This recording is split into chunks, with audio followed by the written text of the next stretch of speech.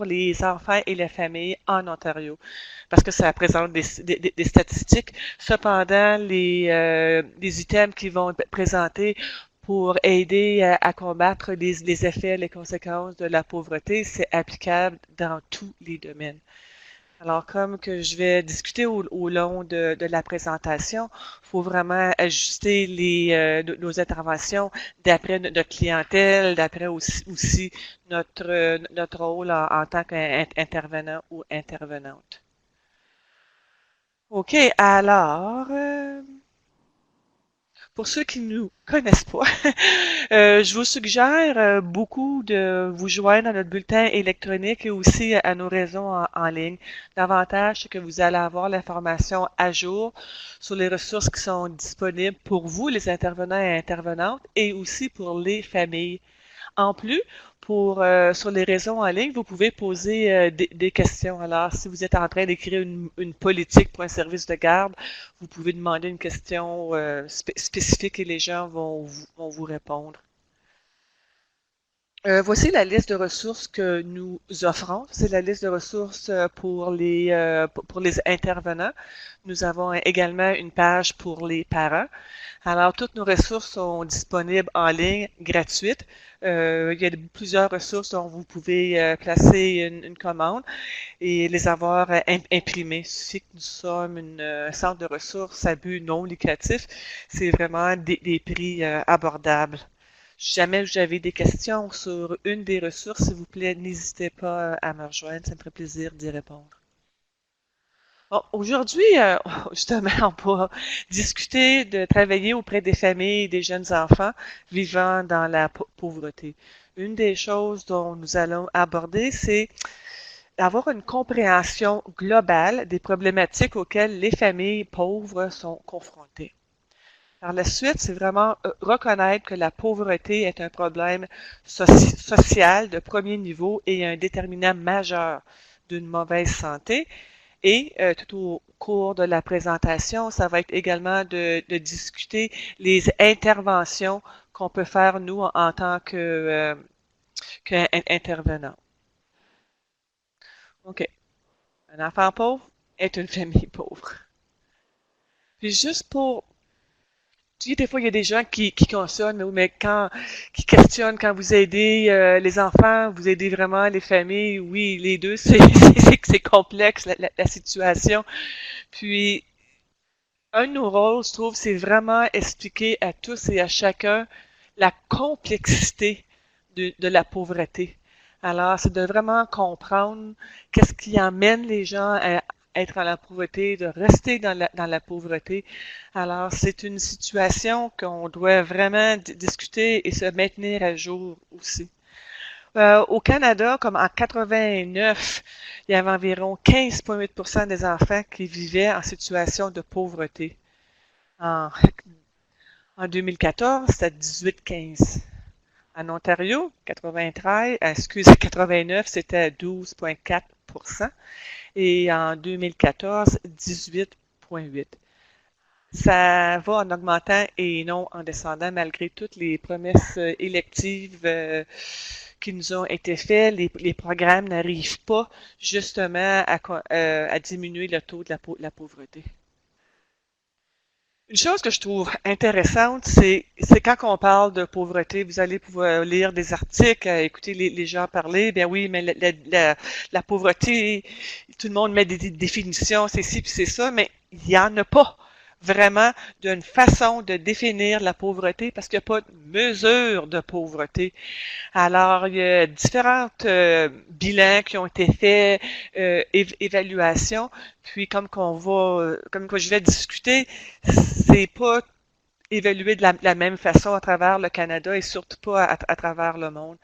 Mais d'après justement les Nations Unies, mesurer les écarts en matière d'inégalité dans le bien-être des enfants dans les pays riches, nous, le Canada, on arrive 26e sur 35 pays. Ça, c'est 35 pays qui sont industrialisés. Alors, on examine les écarts entre les enfants qui se trouvent au milieu et ceux qui se trouvent en bas de l'échelle sociale. Encore, c'est quoi l'échelle sociale? Puis le rapport indique que comparativement aux autres pays riches, les enfants du Canada tirent de l'arrière. Alors ça, justement, c'est juste des extraits que j'ai pris du rapport pour vous donner une petite aperçu. Alors, au point de vue du revenu, le Canada en position 24. Au point de vue santé, encore 24. Comme je dis, on tire de l'arrière. Au point de vue éducation, 14. Puis, satisfaction des corps de la vie, 25. Alors, je vous encouragerais, je vous ai donné le lien, à aller voir justement euh, pourquoi on est situé à un niveau si bas pour plusieurs raisons dans plusieurs domaines. Comme il n'y a pas de mesure officielle de la pauvreté au Canada. Alors, en parlant d'une ligne de pauvreté, généralement, celle qui avantage de calcul qu'on cherche à prouver, on écarte toutes les nuances qui permettent d'identifier des politiques publiques efficaces qui n'ont pas les risques associés à l'augmentation du salaire minimum. Le seuil de faible pauvreté qu'on entend parler, c'est le SFR, seuil de faible revenu, est la mesure à laquelle les gens font le plus souvent référence dans les médias. Ce seuil n'est pas un seuil de pauvreté absolu, c'est une mesure de pauvreté relative. Il s'agit d'une limite en des cas de laquelle une famille doit concentrer une portion importante de son revenu aux besoins essentiels. Puis les besoins essentiels, c'est le logement, alimentation, habillement. Alors, cette distinction semble mineure, mais lorsqu'on le compare avec la mesure du panier de consommateurs, ça c'est MPC, conçu par Statistique Canada, on observe une différence importante en termes de montant de la ligne de pauvreté. Dans notre manuel sur la pauvreté, on discute toutes les lignes de pauvreté, qu'est-ce que c'est, les mesures de pauvreté, puis les pour et les contre de chacun. Alors, je vous encouragerais d'aller faire un tour parce que justement, il n'y a pas une ligne qui est toujours utilisée de la même façon. Puis des fois, quand on compare la pauvreté, faut savoir de quelles mesures qu'ils ont pris et le pourquoi qu'ils l'ont pris également. Chose intéressante, on ne peut vraiment pas mesurer les expériences imprévisibles, injustifiables de vivre constamment dans la pauvreté. La pauvreté, elle vide les familles de toute dignité, tout potentiel et de toute espérance.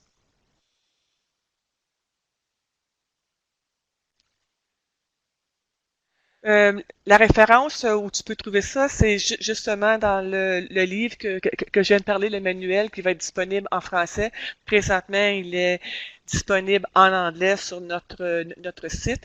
Quand je vais finir le webinaire, je vais vous envoyer le lien d'évaluation, puis je vais mettre le lien pour le manuel en anglais, mais comme que je dis, celui en français, il va être disponible d'ici environ 3 à 4 semaines. Quand on parle de disparité, c'est les disparités significatives basées sur le sexe, la religion, le handicap, l'identité, puis les années de vie au Canada et d'autres. Puis certaines populations, comme vous le savez, sont plus vulnérables à devenir pauvres que d'autres. Alors, on peut parler des Amérindiens, des familles nouvellement arrivées au Canada, familles monoparentales, puis aussi par région dans l'Ontario et partout à travers le Canada. Ça, c'est un petit tableau que je trouve vraiment intéressant. Des fois, les gens nous disent, ben oui, mais on traite tout le monde égal. Tout le monde a droit au système de santé. Tout le monde a droit à la garderie. Par exemple, au Québec, à 7 $. Alors, pourquoi que les pauvres sont encore pauvres? On part pas de la même place. Alors, quand vous regardez ça, ici, c'est que la réalité, c'est qu'il y a des gens, des populations, des régions en Ontario que le besoin est plus grand. Alors, pour que tout le monde ait la même avantage, Si on arrive avec des programmes, des services égaux, on ne va pas répondre aux besoins des populations à risque élevé. Alors, je trouve que l'illustration le démontre très bien. Des fois, il faut en donner plus à un groupe pour justement les rendre au même niveau que l'autre population. Alors, des fois, vous pouvez voir dans des régions, dans des villes, un côté de la ville, c'est très riche, puis l'autre côté de la rue, ça l'est moins. Alors, c'est sûr que les services ne peuvent pas être égaux, puis aller à la rencontre des besoins des familles. J'ai vu ça dernièrement. J'ai trouvé ça vraiment bien. Je dis, ah, ça va aller bien pour ma présentation sur la pauvreté. OK? Alors, justement, ça dépend à qui vous demandez. Alors, tout le monde peut passer dans des moments difficiles dans la vie à travers des épreuves. Des personnes, ici, mon image de chien, peuvent être affectées de différentes façons, mais vous voyez que le pauvre petit chien, on parle pas la même misère. Hein. Je pense qu'il y a eu plus de difficultés, lui, à traverser l'épreuve, qui est ici, que, évidemment, un champ de boue. Alors, c'est ça, nous traversons tous les mêmes épreuves, mais de différentes manières. Puis une chose que j'aimerais ajouter, c'est pas juste de différentes manières, ça va nous affecter, nous surprendre de différentes façons aussi. Alors, c'est certain, c'est la première fois que tu traverses à travers ici comme un champ de boue, ah, ça peut être le fun. Mais si à chaque jour, tu es confronté à un défi, ça devient lourd. C'est plus drôle. Alors, faut prendre ça aussi en- comme acquis. C'est pas toujours les mêmes épreuves qui peuvent être évaluées de la même façon pour toutes les familles. Autre, le fait que ces groupes de personnes sont plus susceptibles que d'autres d'avoir un faible revenu, leur situation de faible revenu risque de durer plus longtemps que pour les autres groupes. Cette situation est préoccupante car on sait que plus la situation de pauvreté dure longtemps, plus il est difficile de s'en sortir. Alors, vous pouvez penser aux familles que vous avez visitées dans des complexes, dans des voisinages où il y a plus de risques élevés. Il y en a que c'est de génération à génération, puis d'autres, c'est un imprévu temporaire. Mais le plus longtemps qu'une famille est dans la pauvreté, le plus difficile, ça va être à en sortir. Puis également, comme on peut en conclure, plus difficile aussi pour les conséquences. Alors, nous, en tant qu'intervenants, il est important de connaître les raisons qui expliquent pourquoi une famille avec de jeunes enfants vit dans la pauvreté et de prendre le temps d'y réfléchir. Il n'y a pas qu'une seule cause à la pauvreté chez les familles. La pauvreté chez les familles et les jeunes enfants est due à un amalgame complexe de raisons individuelles et institutionnelles. Puis, justement, toutes nos actions doivent viser, OK, à aller vers les causes puis les comprendre. Puis la discrimination structurelle a historiquement été induite par les politiques de nos gouvernements. Les problèmes personnels qui peuvent mener une famille vers la pauvreté incluent notamment les faibles aptitudes, l'éducation et la littératie.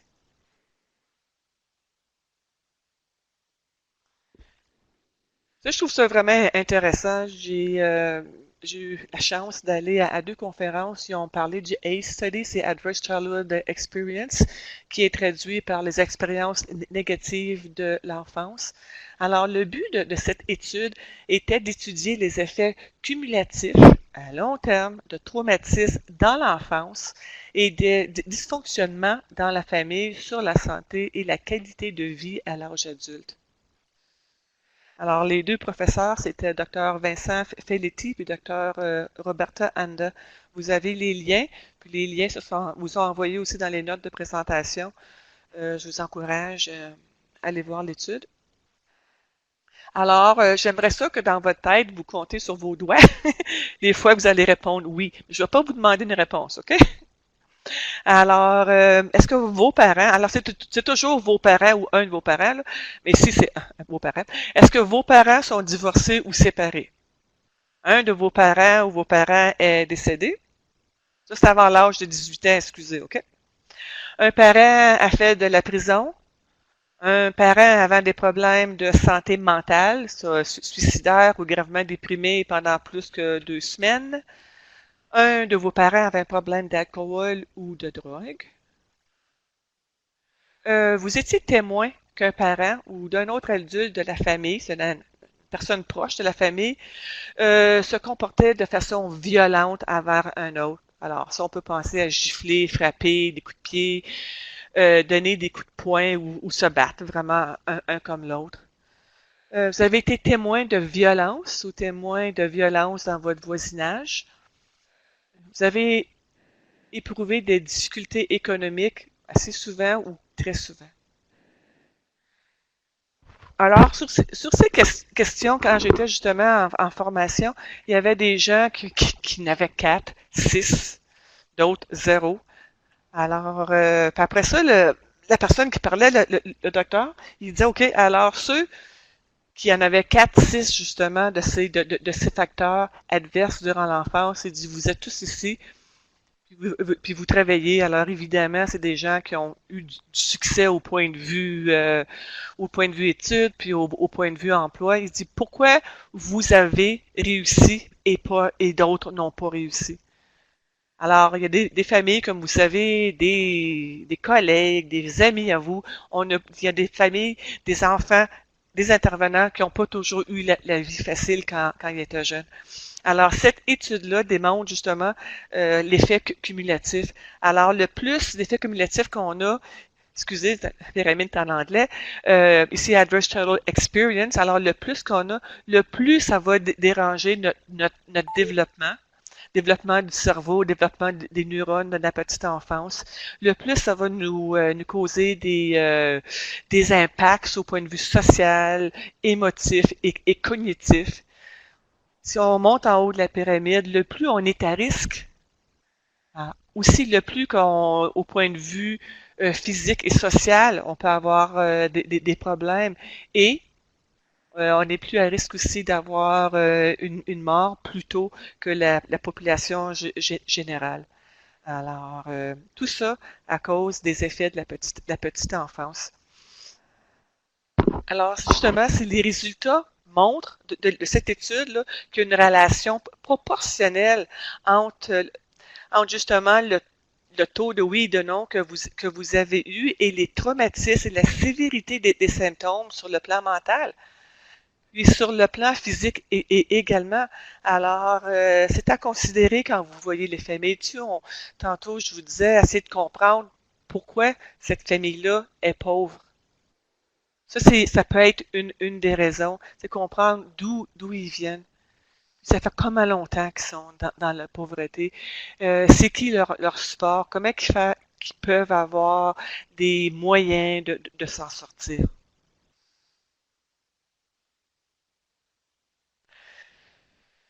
Alors, c'est sûr que le plus que nous avons des soutiens alentour, une bonne communauté, une famille, quelqu'un pour aller voir puis discuter avec, ça l'aide.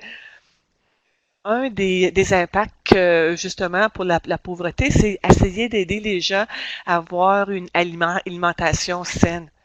Alors, c'est toujours essayer d'aller à l'encontre de l'insécurité alimentaire.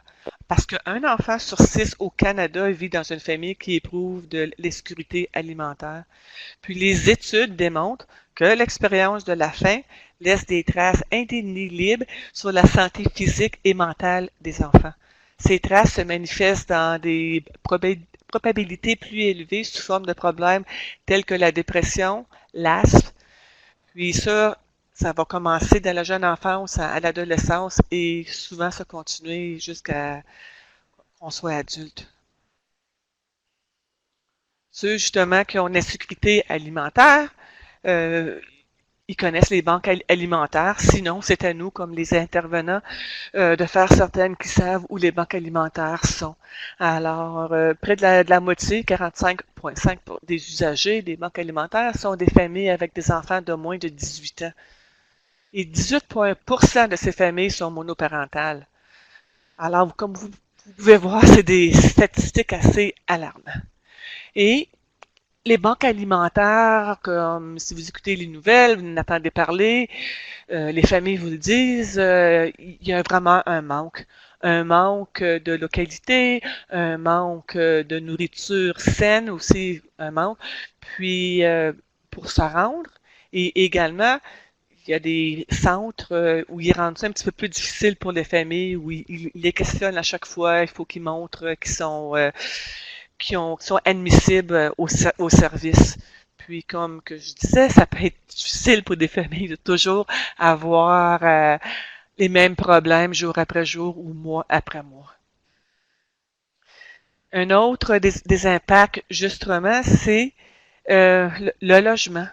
Alors, c'est sûr que l'insécurité liée au logement met les familles dans des situations précaires et affecte leur santé physique et mentale. Un logement abordable est une façon efficace de s'attaquer au taux élevé de pauvreté et d'obtenir une incidence positive sur les familles vivant dans la pauvreté. Alors, est-ce que vous connaissez dans votre milieu le temps d'attente justement pour un logement pour une famille de deux enfants, cinq enfants? Est-ce que vous savez où référer les familles? Avez-vous avec vous des formulaires ou un site, le site web pour aider les familles à les remplir, toujours pour leur faciliter la tâche?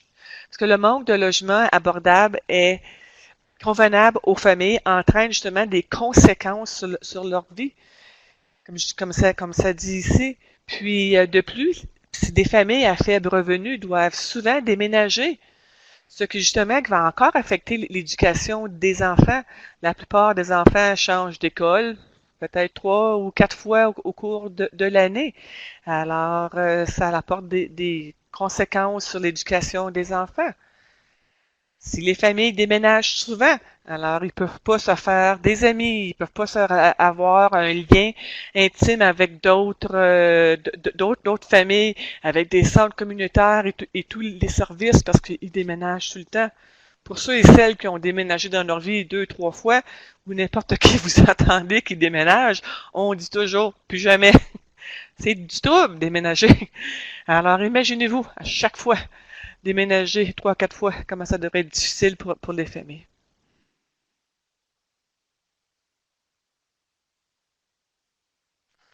Si la province d'Ontario établit des prestations de logement transférables où les loyers sont ajustés selon le revenu, des milliers de familles pauvres pourront alors payer leur loyer et leur nourriture sans avoir besoin de recourir aux banques alimentaires ou autres agences communautaires. Alors, c'est vraiment l'effet boule de neige.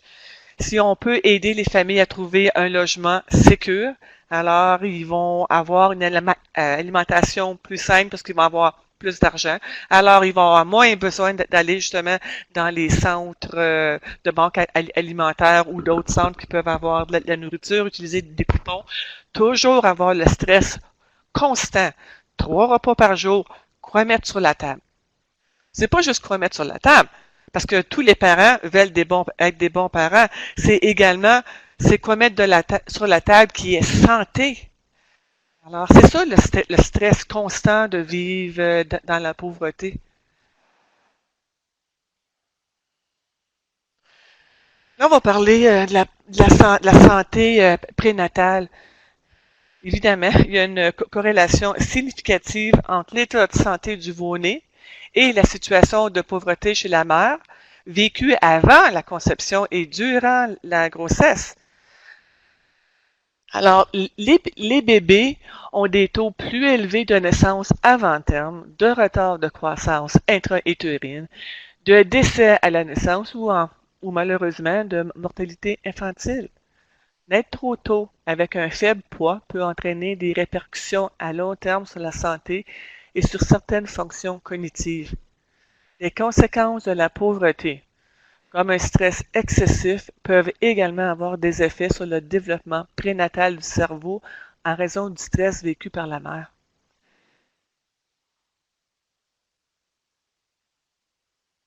Naître trop tôt, justement, comme je viens de dire, ça a des fonctions cognitives. Les bébés ont des taux plus élevés de naissance avant terme. Alors justement, c'est comme, juste pour voir, c'est comme la roue qui tourne constamment, l'effet domino.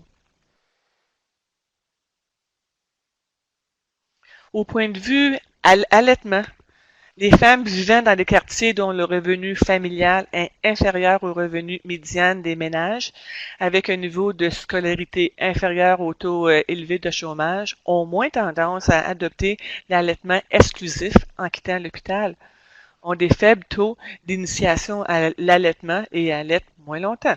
Alors, c'est tout après des statistiques qui sont trouvées en Ontario et ce, dans toutes les provinces et territoires du Canada.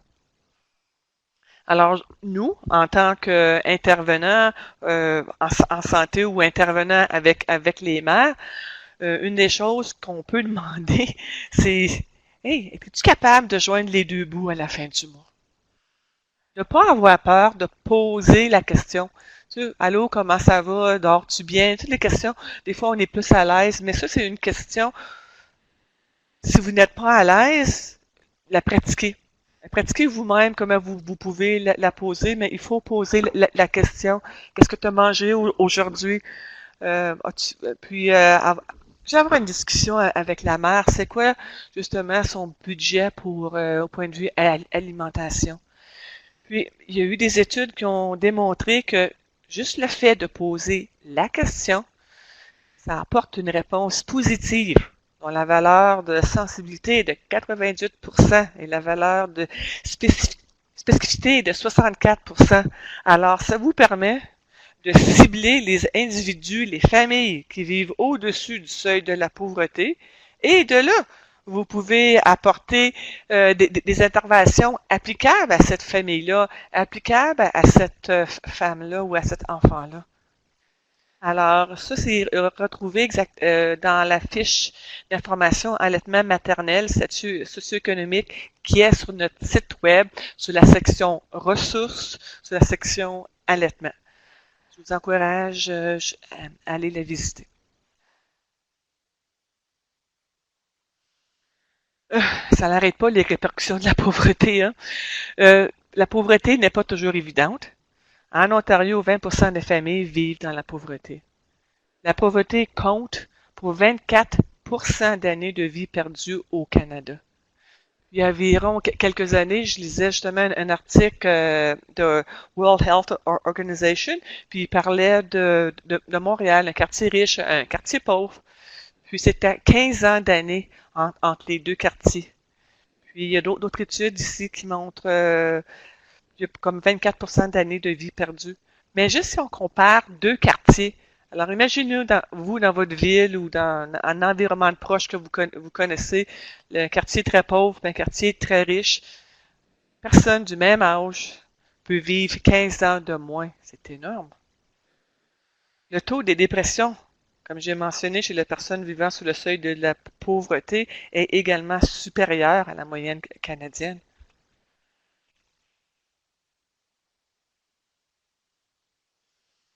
Les parents vivant dans la pauvreté ont des taux élevés de santé et de problèmes, troubles d'humeur, anxiété, maladies chroniques, comme le diabète, l'arthrite, les rhumatismes, les bronchites, puis les maladies cardiaques.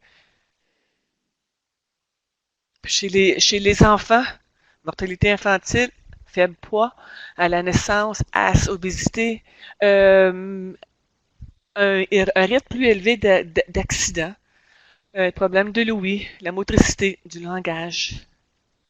Les risques élevés d'âge chez les enfants sont souvent causés à cause justement du logement ou qu'on peut avoir de la moisissure, puis ça peut être dans un environnement peut-être que polluant où il peut y avoir des industries, les parents fument, alors plusieurs causes. J'aimerais aborder justement le stress chez les parents dont j'ai parlé un peu. Le bombardement fort et fréquent du stress toxique dû au fait de vivre dans des logements insalubres avec des adultes également stressés peut ouvrir la voie à des dommages permanents. Le stress toxique affaiblit les systèmes corporels, l'architecture du cerveau qui apporte des répercussions permanentes. Alors, justement, c'est comme on disait tantôt pour le prénatal, chez les enfants, ce stress-là, c'est accumulatif. Alors, l'évidence de l'intégration des marques épigénétiques liées à l'adversité est associée à la hausse des risques d'altération du développement de la santé mentale. Alors, vous voyez ici, au point de vue génétique, l'expérience. On a commencé à parler de quelques années, justement, de l'épigénétique. Alors, oh, mon petit dessin est parti trop vite. Alors, ça va justement avoir une influence sur la façon que les enfants apprennent, sur leur comportement et sur leur santé.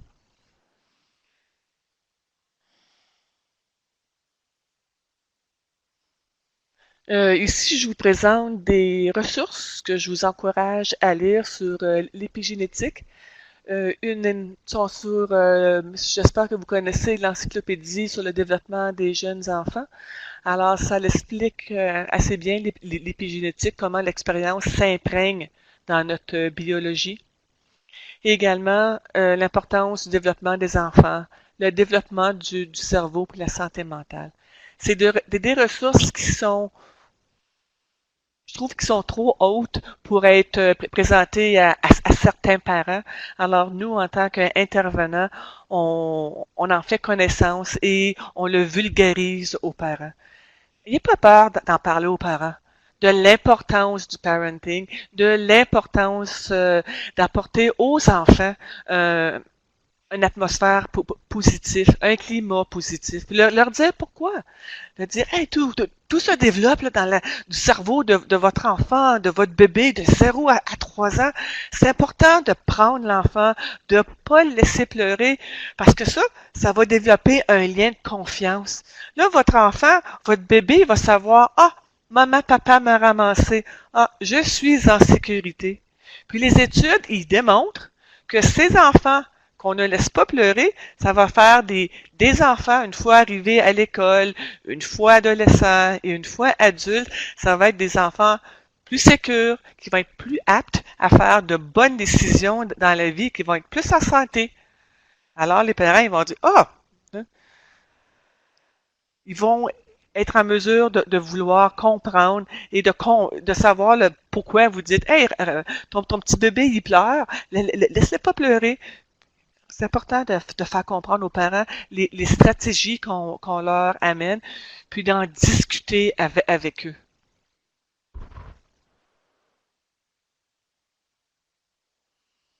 La pauvreté et les difficultés qu'elle entraîne influencent les capacités des enfants dans leur réussite scolaire.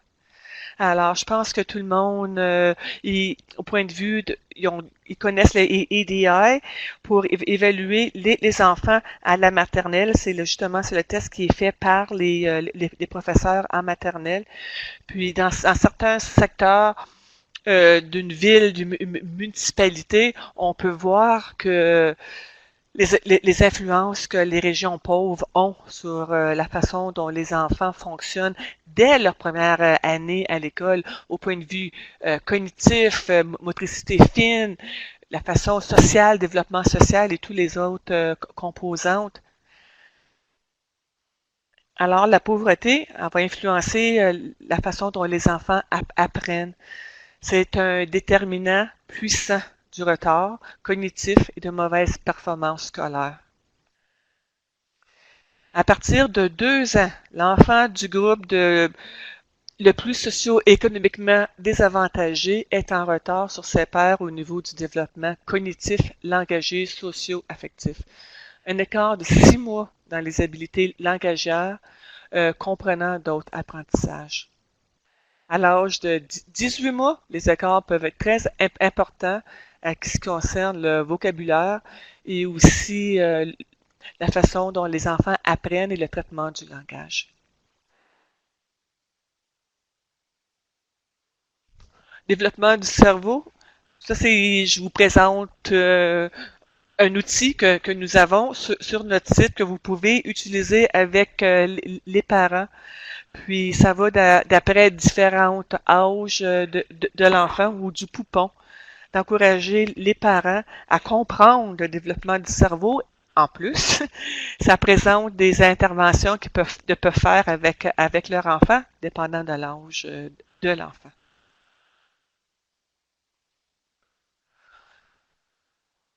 Les enfants vivent dans la pauvreté, c'est certains qui se sentent privés, même peut-être honteux, mal aimés et incompétents et peut-être même coupables.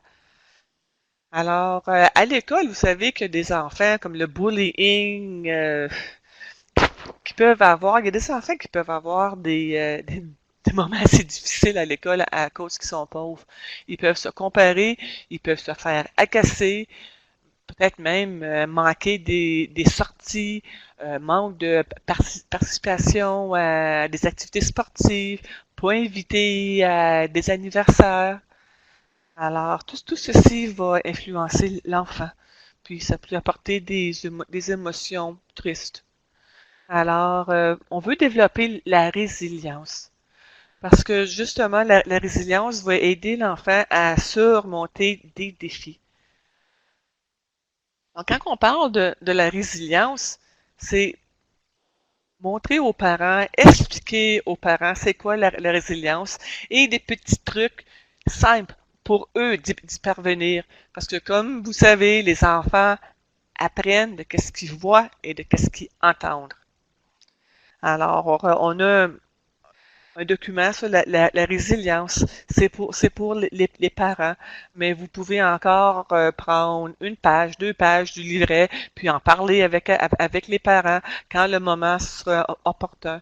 Si jamais vous avez la chance de faire des groupes avec les parents, nous avons un atelier clé en main pour présenter justement aux parents des principes de la résilience et des façons de la travailler. Si vous avez des questions, ça me ferait plaisir d'y répondre. Quand je suis allée justement aux conférences dont je vous parlais, puis on parlait du ACE, il y a docteur Michael Unger, il était là pour présenter justement les 9 choses dont tous les enfants ont besoin. La raison que je vous le présente, vous pouvez trouver les mêmes points ou similaires, des approches dans différents livres, dans notre ressource, la résilience. Mais ça revient que justement, quand on parle de parenting aux parents, on va leur donner des points de repère. On parle toujours de structure, tu sais, avoir toujours les mêmes approches, d'être constant la façon qu'on fait notre parenting, notre discipline. Des conséquences. Alors, pour avoir des conséquences, il faut comprendre aussi le développement de l'enfant. On va-tu avoir les mêmes conséquences pour un enfant qui a 1 an, 2 ans, 5 ans?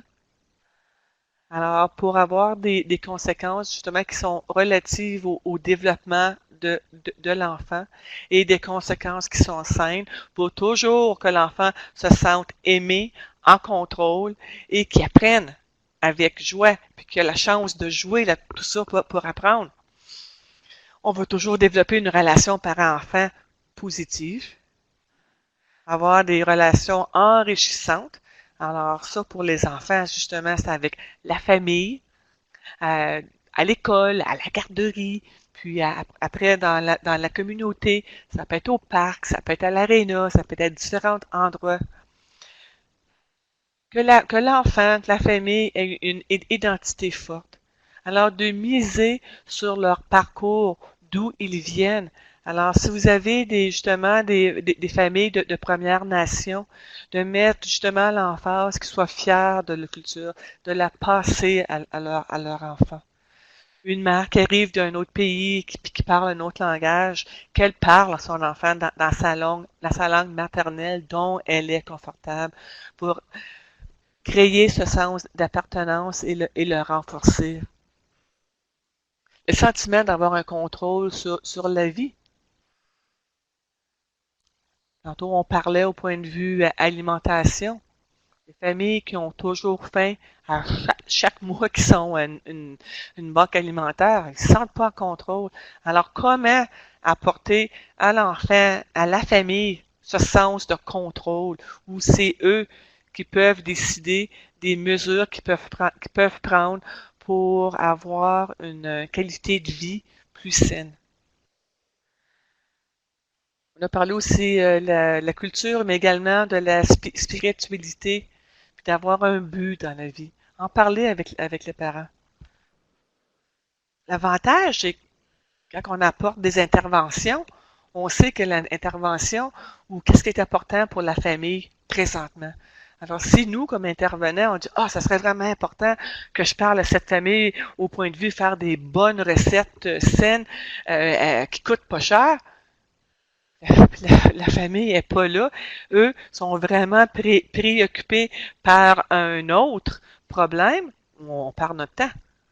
Alors, c'est vraiment d'aller avec la famille, avec des buts communs, puis de là, on décide ensemble c'est quoi.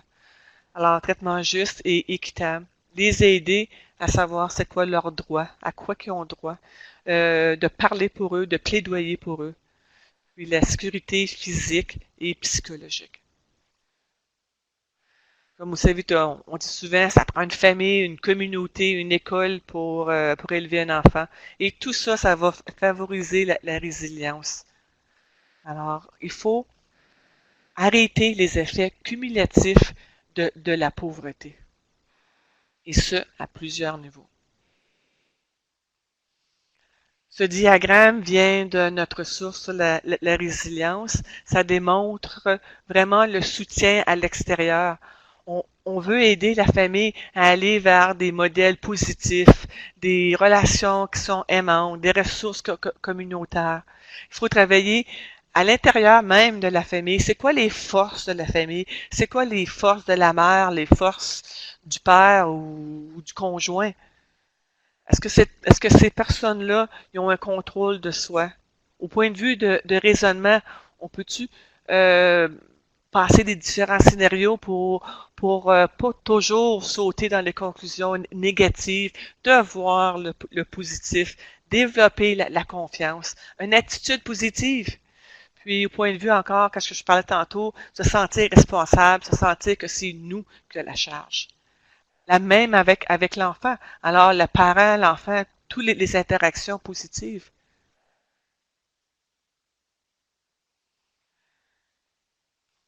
Justement parce que la pauvreté, ça vient que c'est négatif. Ça met les familles à part. À cause peut-être du déménagement, à cause de plusieurs raisons, parce que la pauvreté, c'est complexe. Puis cette exclusion-là peut être vécue de différentes façons, puis la différence négative sur la famille, puis sur les enfants. Puis le manque, pour les familles, c'est le manque des sommes discrétionnaires restreintes, leur participation active à la communauté. On a beau leur dire, envoyez les enfants jouer dehors, mais si c'est pas sécuritaire, allez-vous à l'aréna, ils n'ont pas de patin. Pour les enfants, alors cela signifie avoir des occasions limitées de faire du sport, de la musique, du théâtre ou d'autres activités culturelles. C'est connaître sur le bout de vos doigts comment vous pouvez aider les familles, quels programmes qui existent. S'il y a des formulaires à remplir, aidez-leur. Expliquez-leur. Y a-t-il un temps d'attente, comment ça fonctionne et tout. C'est très important d'avoir le sens d'appartenance. Parce que ce qui arrive présentement, c'est que l'écart entre les riches et les pauvres s'agrandit. Alors, ça rend encore plus les familles à risque. Les services de protection de l'enfance. Les enfants provenant des quartiers avec les plus hauts faibles revenus sont plus susceptibles d'être retirés de leur foyer. Si les besoins essentiels en matière de logement ne sont pas comblés, le risque d'intervention des services de protection de l'enfance est encore plus élevé. En l'an 2000, un logement inadéquat était l'un des facteurs retenus dans 20% des cas où un enfant a été temporairement retiré de la garde de ses parents. Quand je faisais des visites à domicile, c'était souvent les parents avaient peur de l'aide de l'enfance. Parler justement des services qu'ils peuvent offrir. C'est pas l'aide de l'enfance, c'est d'autres personnes dans la communauté, les services qui vont aider les familles. Puis, écouter la mère, écouter le parent. Parce que cette peur de se faire enlever les enfants, c'est vraiment un traumatisme. Puis pour des familles qui ont vécu ça dans le passé, c'est une peur réelle et existante.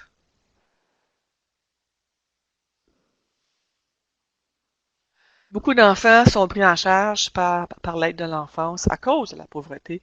Les familles n'ont pas les ressources pour assurer les besoins de base de leur enfant tels que l'alimentation, habillement et logement.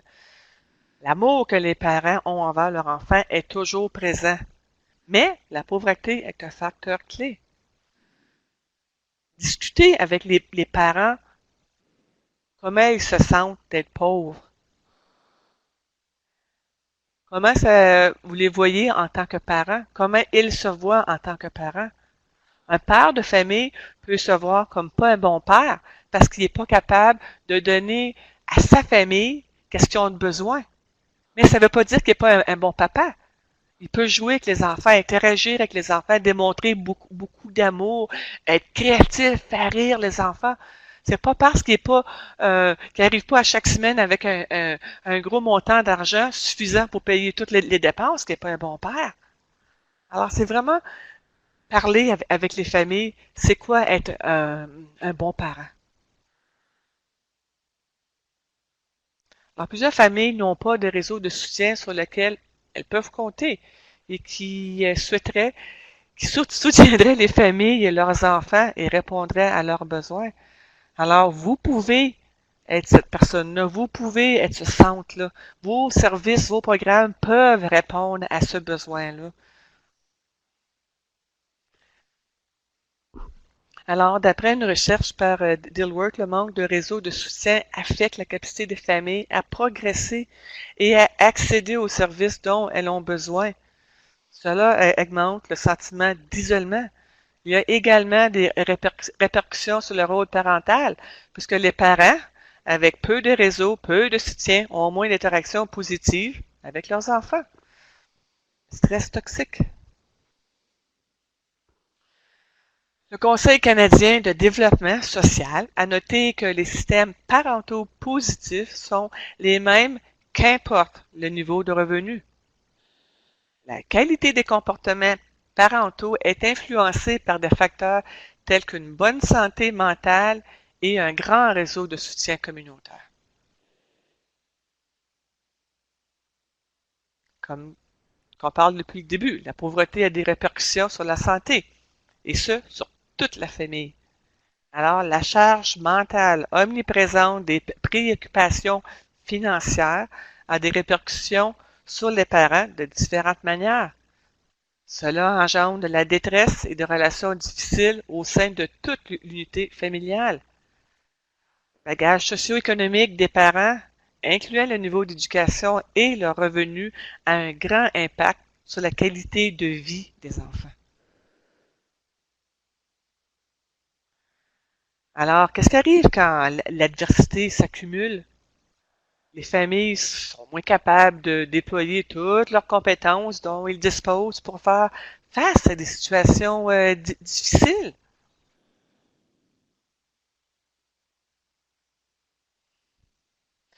Le stress de la pauvreté entrave la capacité à prendre de bonnes décisions.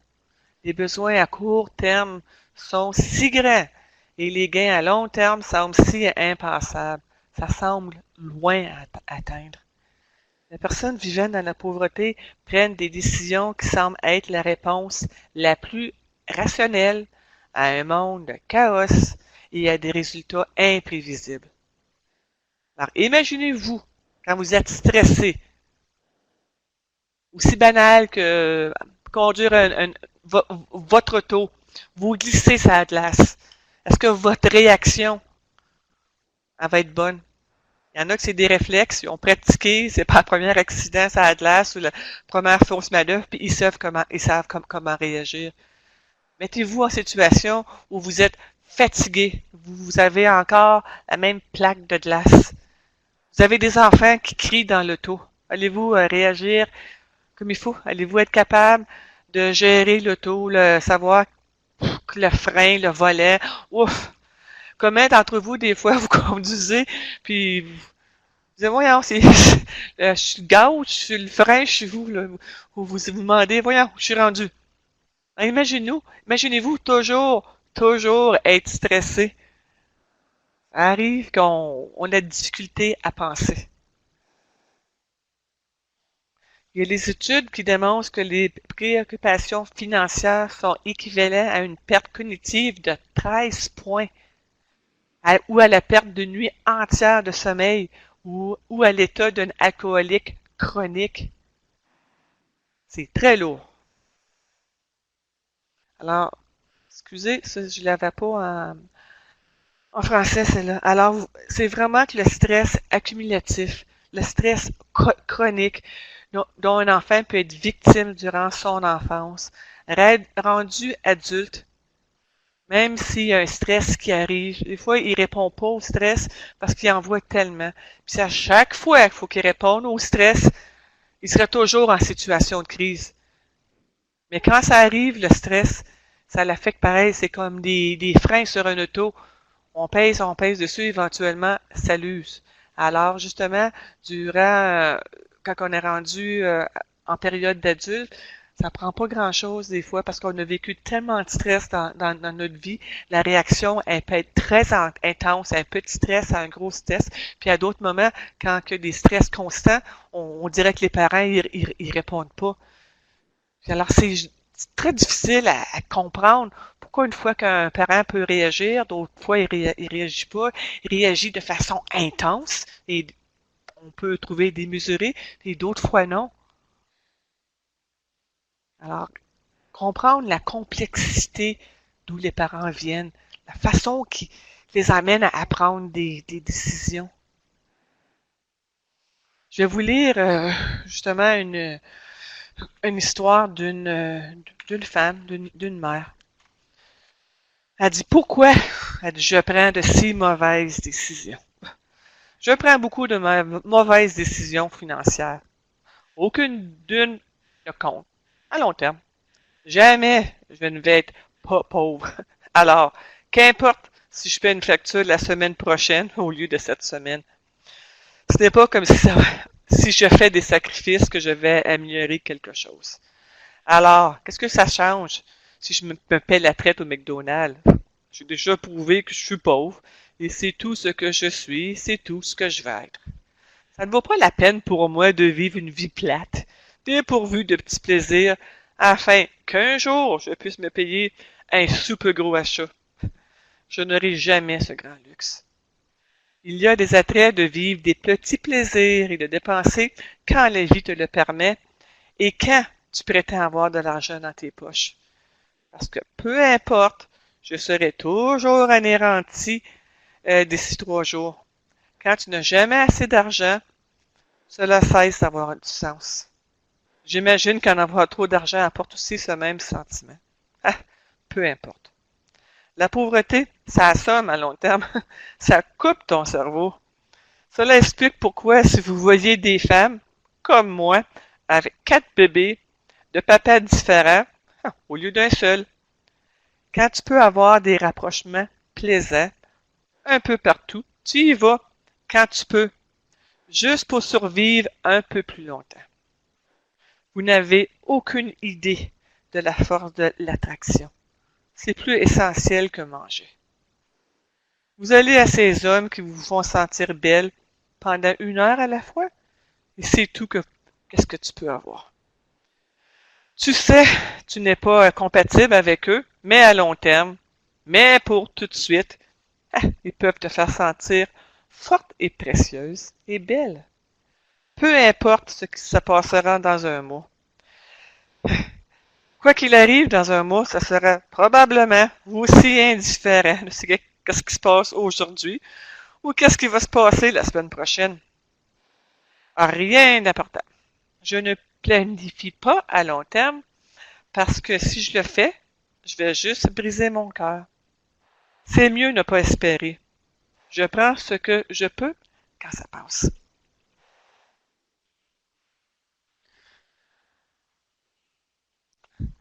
Alors, pensez aux fois que vous avez attendu de parents ou de personnes que vous connaissez des discours similaires. Des fois, vous avez questionné.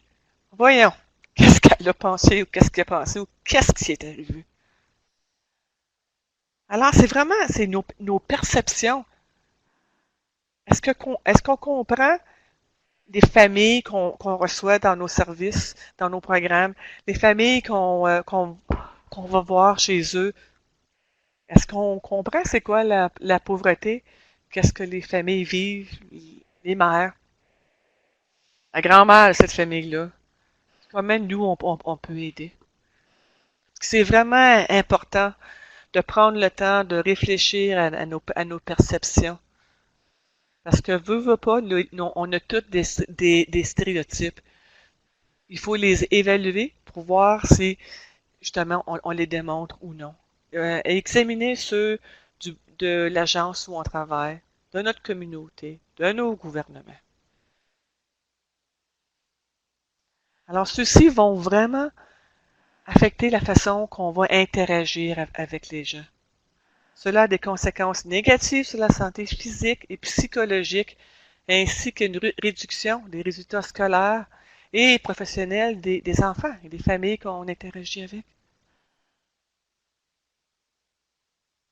Si on regarde l'approche axée sur la santé de la population, la source est en bas, l'approche sur la santé vise justement à améliorer l'état de santé d'une population entière, puis à réduire les inégalités en matière de santé de différents groupes. Alors, on regarde justement les expériences négatives de l'enfance.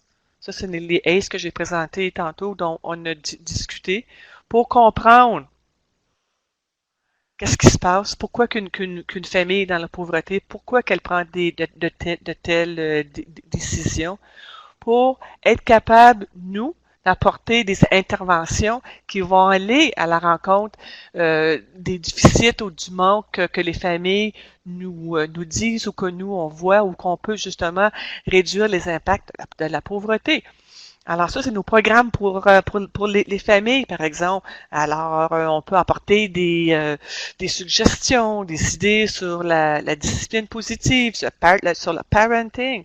Quand on fait des visites à domicile, promouvoir l'attachement positif des parents et des enfants. Soutenir le soutien au point de vie à allaitement. Créer des groupes de soutien pour les mères. Des cuisines collectives. Le soutien social, d'autres genres de soutien.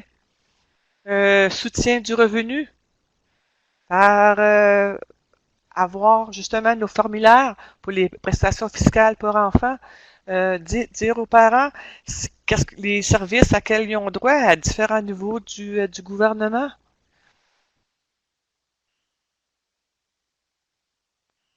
OK. Alors, justement, c'est misé sur des stratégies multiples. Alors, comme les cuisines communautaires, des choix de santé que les parents ont, que nous, on offre, les services de garde qui sont subventionnés, les maternelles à temps plein, les programmes de soutien à la famille, le renforcement des compétences des adultes, le soutien au logement et plaidoyer pour eux dans toutes les sphères, le soutien à l'emploi.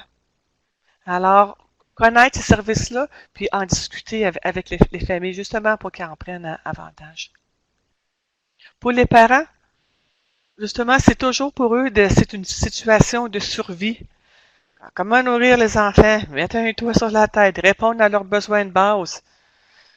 C'est, c'est lourd. Alors, c'est être à leur écoute, puis leur apporter des interventions qui vont les soutenir. Dans la ressource que je vous parlais que nous avons fait, on a fait justement des groupes de consultation avec les parents, avec les intervenants et la communauté. Et voici que justement la voix des prestataires de services. C'est vraiment avoir une compréhension globale des problématiques auxquelles les familles pauvres sont confrontées. C'est de reconnaître que la pauvreté est un problème social de premier niveau et un déterminant majeur d'une mauvaise santé. Concentrer les interventions à réduire les effets de la pauvreté. Alors, justement, où on commence? Vous, dans votre programme, c'est quelle intervention vous avez axé les priorités? Est-ce qu'ils ont été évalués dernièrement? Est-ce que c'est des priorités qui sont validées par votre clientèle, par les parents ou par un ministère, par votre financement?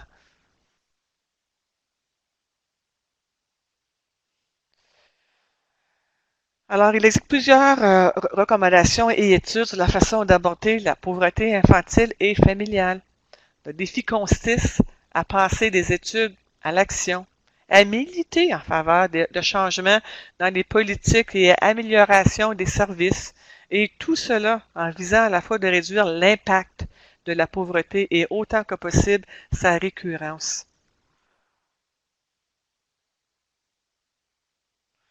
Les soins intentionnés et sensibles d'un parent ou d'un fournisseur de services peuvent servir à amortir les chocs puissants contre l'exposition aux hormones du stress, même chez les enfants, qui pourraient autrement être très vulnérables aux changements que peut activer le stress sur leur système hormonal et leur système nerveux central.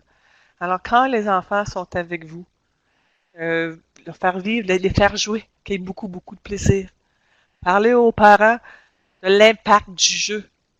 L'impact, justement, le jeu dirigé par les enfants. Laisser les enfants jouer. Les enfants apprennent par le jouer, en jouant. Le rire des enfants.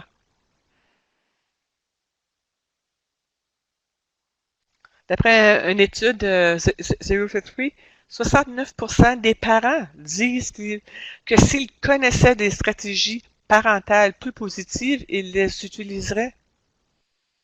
Alors, quel programme, approche, comment souvent que vous parlez aux parents du parenting, de leur approche parentale?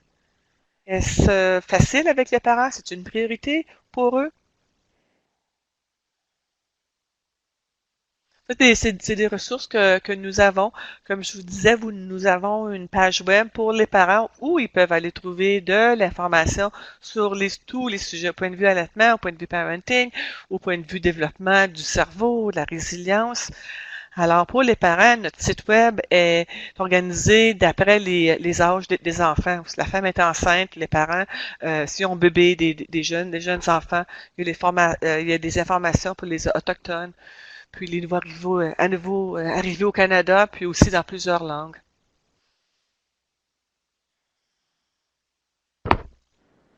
Alors, pour amortir les répercussions de la pauvreté, c'est vraiment tout le monde ensemble. C'est offrir aux parents des services pairs, entre pairs, avec les professionnels, avec des professionnels de la santé, dans la communauté, et savoir aux droits, les droits que les parents ont. Une petite approche, vous avez les notes en avant. Vous savez la réponse, mais il y a trois choses que nous pouvons faire qui peut aider à avoir un impact sur la santé d'un enfant. Demander, éduquer, intervenir. Poser des questions de façon douce et sensible. Puis assurez-vous que le personnel est au courant des ressources disponibles pour les parents et les familles. Vous les connaissez, les ressources? Vous le dites aux parents? Vous les répétez aux parents? Parce que vous savez que nous, qu'on soit professionnel, n'importe quoi, on oublie. Tout dépendant du stress, si quelqu'un vous dit 10 consignes en même temps, vous allez vous en rappeler seulement de un tiers de ça. Même chose pour les parents. Plus qu'ils sont stressés, en plus, ça va être difficile à se souvenir des consignes. D'apporter du positif. Bravo.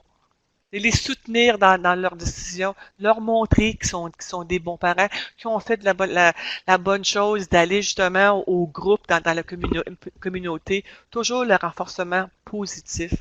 Intervenir en contactant les familles, les ressources et les services. Justement, faire la connexion. Demandez, avez-vous déjà eu des difficultés à rejoindre les bouts à la fin du mois? Est-ce que vous recevez la prestation fiscale pour les enfants à chaque mois? Avez-vous rempli et envoyé vos formulaires fiscaux? Avoir avec vous tous les formulaires, si possible, comme je disais, les avoir en lien pour pouvoir aider les parents. Allocation familiale. Allez peut-être sur le site avec les parents ou avoir un pamphlet ou les amener au site où ils peuvent regarder à qu'est-ce qu'ils ont droit. Comme vous savez, il y a des allocations pour les mères qui allaitent et les mères qui sont enceintes. Il y en a pour Hydro qui peuvent aider à la à la fin du mois. Il y a beaucoup de genres d'allocations qui peuvent être disponibles, mais les parents doivent le savoir. Alors, c'est aider les parents à renforcer les compétences dont ils ont besoin pour créer un environnement familial stable et favorable, avec des routines cohérentes et prévisibles. S'interroger de façon régulière sur les principaux facteurs de stress affectant les familles. Alors, demandez, parlez aux familles. Offrir des services dans des environnements accueillants et bien réglementés. Offrir de la formation aux intervenants.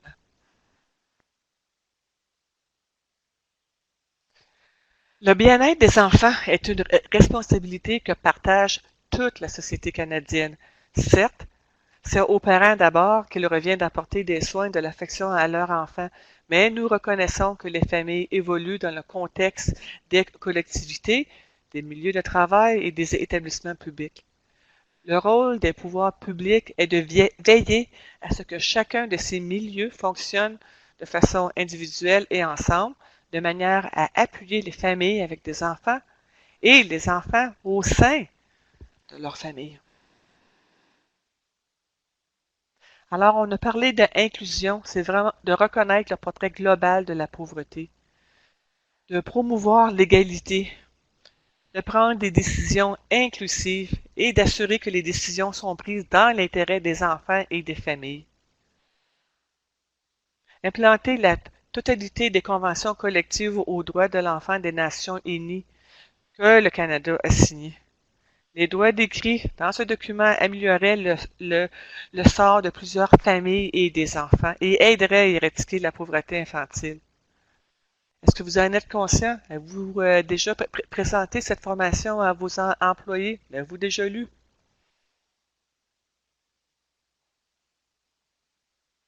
La santé. Maintenir l'accès universel aux soins de santé. Idéalement, retirer la période d'attente de 3 mois pour les nouveaux immigrants. Améliorer l'accès aux programmes des soins, comme ceux en santé mentale, santé dentaire. Aider les personnes atteintes de dépendance. Offrir des avantages sociaux en matière de santé pour les travailleurs pauvres. L'écart est grand entre les parents qui veulent sortir justement d'être sur le système et de travailler. Ils tombent souvent dans une ligne où ils vont être plus pauvres que s'ils ils recevaient l'assistance sociale.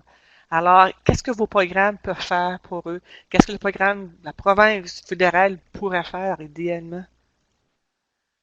Les revenus, garantir un revenu adéquat pour les familles avec les enfants. Fournir un soutien aux familles qui renoncent justement au programme Ontario au travail pour intégrer le marché du travail. Reconnaître les titres scolaires et les qualifications professionnelles des immigrants. Fournir l'accès à l'éducation et à la formation de qualité. Services et soutien, offrir des services d'éducation et des soins de santé accessibles, abordables, de haute qualité. Rendre obligatoire pour les prestataires de services d'information sur les déterminants de la santé, sur les conséquences de la pauvreté et sur les ressources communautaires. Mettre en place et maintenir des services, des programmes de soutien pour les enfants et les familles. Alors ici, quand on parle d'égalité versus l'équité, alors imaginez-vous nos deux chiens dans la boue. Alors si on met tout le monde égal, tout le monde bénéficierait des mêmes supports. Ils sont traités de façon égale. Vous voyez par la première image, pas égal. Alors si on parle des individus qui reçoivent différents supports pour leur permettre d'avoir un accès égal au jeu, alors ils sont de façon équitable. Mais encore mieux, c'est que enlever toute barrière. Tous les trois, alors ici dans la photo, tous les trois peuvent voir le jeu parce que la cause de l'iniquité a été abordée. La barrière systématique a été supprimée. Alors idéalement, c'est ça qu'on veut, que tout le monde ait un accès égal, sans barrière, facilité. Alors, vous, dans vos programmes en tant qu'individu, que pouvez-vous faire dans votre pratique pour soutenir les services et les politiques qui font une différence? Comment pouvez-vous faire connaître à vos clients l'aide et les avantages dont ils pourraient bénéficier? Comment pouvez-vous aider les familles à accéder à ces programmes et services? On a toujours remarqué que les politiques locales fonctionnent mieux lorsque nous faisons partie dès le début du processus plutôt qu'un ajout. Alors, pour réflexion, lorsque vous planifiez votre prestation de services de vos programmes, comment pouvez-vous prendre en compte les disparités dans les populations à risque de vivre dans la pauvreté? Comment votre organisation est-elle à l'écoute du vécu et des points de vue des enfants et des parents afin d'améliorer leur mieux-être?